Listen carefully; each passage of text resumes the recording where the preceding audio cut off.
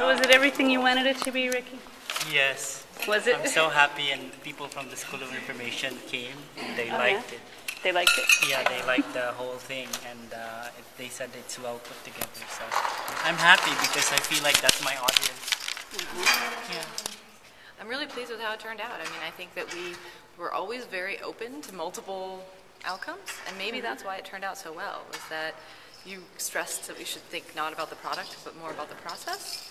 And in being able to focus on the process throughout and be really self-reflexive, I think that helped us come up with a really creative final exhibit that was really interactive on a couple different levels and did draw on the research that we did incorporate the feedback we had gotten from our interviews, but also produce something new, something that people were talking about and interested about. I like that. I mean, I feel like we didn't lose the kernel from the original proposal in the fall, and yet we did create something new. So I'm happy with that. Great. I think that people were really excited to be able to remember such an important historic event. Yeah. And that there was a desire to talk about how impromptu, but how interesting that experience was in Ann Arbor in particular, that the Diag became this public square, and that people, when they didn't know what to do but they wanted to celebrate, they just gravitated there because they figured somebody else might have the same hunch, which I thought was a really interesting use of space, public space. I think that I learned a lot about exhibit design.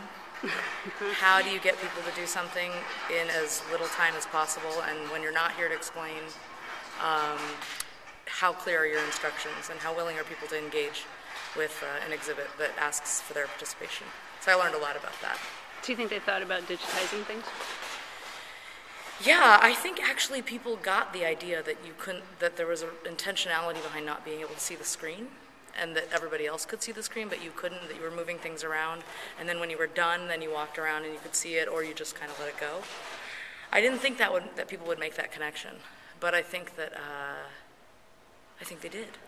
Excellent. Yeah, I'm really happy with it.